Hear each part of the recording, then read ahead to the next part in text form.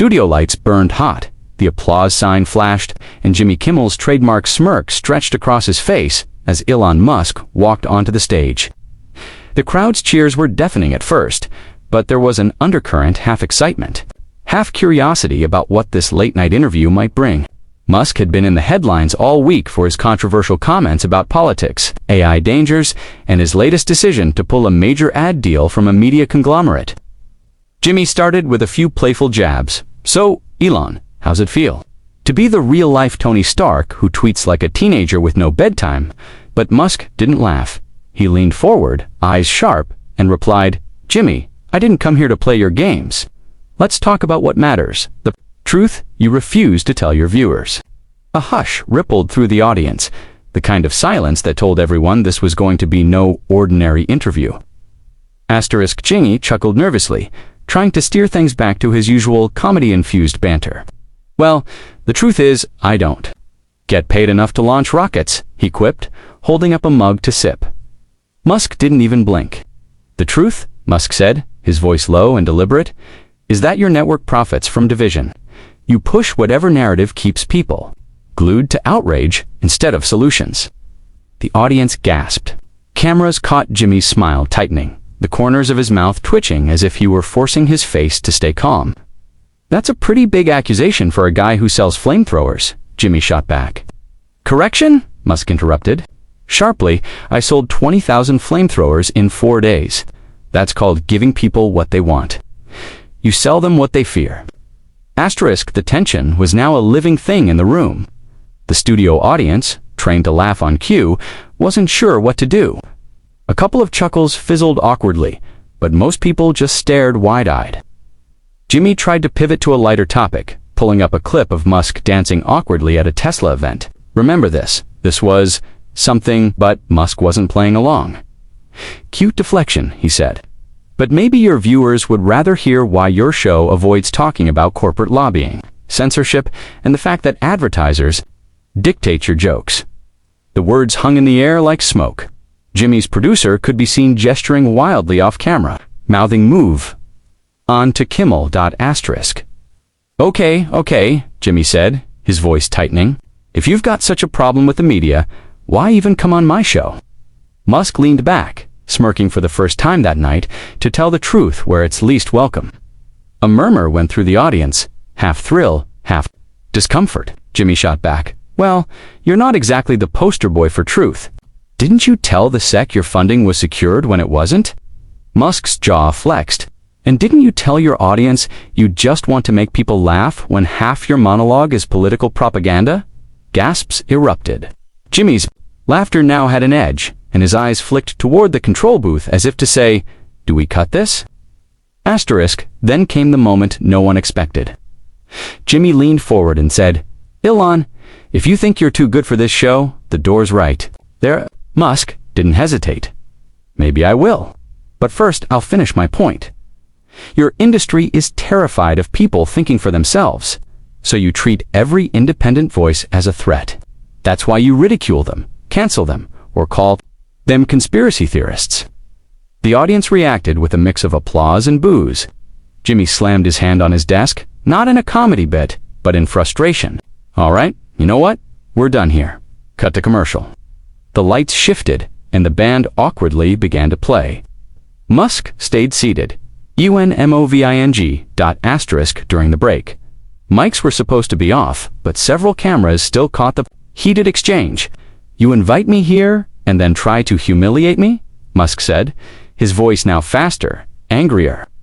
"I invited you here to talk, not hijack my show," Jimmy snapped back. "It's not your show," Musk countered. "It's owned by the same corporations that own the narrative." A stagehand approached Musk, whispering something. Musk shook his head. "No, I'll walk when I'm ready." The tension was so thick it felt like a fight might actually break out. When the commercial ended, Jimmy attempted to salvage the segment. "Well, that was interesting," he said to the camera, forcing a grin. "Elon, before you go back to Mars," Musk cut him off mid-sentence. "Let's be clear. I'm not leaving because you told me to. I'm leaving because your show proves my point. You can't handle unfiltered conversation. You need control over every word."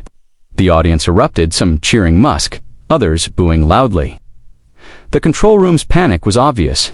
They began cutting to random audience shots to mask the shouting. Finally, Musk stood up. He removed his mic, placed it gently on Jimmy's desk, and looked straight into the camera. To anyone watching, think for yourself.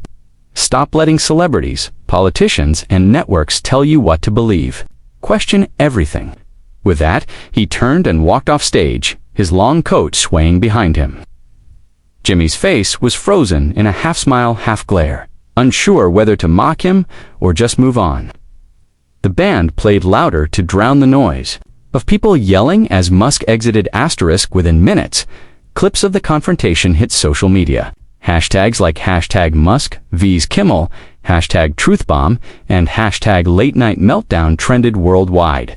Some called Musk a hero for standing up to mainstream media. Others labeled him an egomaniac who couldn't take a joke. Kimmel's team released a short statement, claiming creative differences had ended the interview early, but it only fueled speculation. TikTok edits of Musk's final think for yourself line racked up millions of views in hours. Memes exploded, some painting Musk as Neo from The Matrix, others showing Kimmel sweating under studio lights * by the next morning. The story had gone beyond entertainment news. Major outlets debated whether Musk was right about late night shows being tools of corporate influence. Others warned it was just another publicity stunt to distract from his controversies. Musk, naturally, leaned into the chaos, tweeting a meme of himself walking away from Kimmel's desk with the caption, "Mission accomplished." Jimmy, meanwhile, opened the next night's show with a jab. "Last night, I had Elon Musk on, and apparently he thought it was an open mic for his TED Talk." The crowd laughed. But the fire from the night before still smoldered across the internet. Less than 24 hours after the Kimmel incident, Elon Musk was sitting in Joe Rogan's dimly lit studio, headphones on, eyes focused. Joe leaned back in his chair, grinning like he'd just caught a shark with his bare hands. "Dude, that was insane," Rogan began, lighting a cigar. "I watched the clip like 10 times. Kimmel looked like he wanted to throw his mug at you." Musk smirked. "That's because I said the thing you're never supposed to say on TV, the truth." Joe poured whiskey into 2 glasses and slid one toward Musk. "So tell me, what really went down when the cameras cut?" Musk glanced at the camera in Joe's studio, smaller than the flashy late-night setup, but somehow more dangerous, and said, "Off-air, Jimmy told me I embarrassed the network and that I'd never be invited back. I told him the network embarrassed itself." Joe raised an eyebrow. "So it got even hotter backstage?" Musk nodded slowly. "They sent 3 producers after me as I was walking out. One of them told me they might edit the segment heavily before airing it online. That's when I realized the version most people would see wouldn't even be what actually happened." Joe took a slow drag from his cigar, smoke curling around his head. "That's the thing, man. People think live TV is live. It's not. They delay, they cut, they control." Musk leaned forward. "Exactly, and that's why they hate platforms like X. They can't mute you in real time without everyone noticing." The conversation shifted into the raw territory. Rogan's fans loved censorship, media manipulation, and corporate agendas. Musk revealed that before going on Kimmel, he'd been warned by his PR team to keep it light and avoid politics. Joe laughed. "Yeah, telling you to avoid politics is like telling a pit bull to avoid steak." Musk chuckled, but his tone was deadly serious. "They thought I'd come on and talk about Rocket's AI, maybe some goofy Dogecoin jokes. But I knew it was my chance to show people what really goes on behind the curtain." Joe leaned in, eyes gleaming. And now that curtain's on fire, Rogan pulled out his phone and played the viral clip of Musk's final words on Kimmel. "Think for yourself. This," Joe said, "is what made people lose their minds. Half the internet's calling you a hero. The other half says you're a narcissist who can't take a joke." Musk shrugged. "They said the same thing about Galileo." Joe laughed so hard he nearly choked on his cigar smoke. "Oh man, you just compared yourself to Galileo on my show. Twitter's gonna love that." Musk's eyes twinkled. "They already do."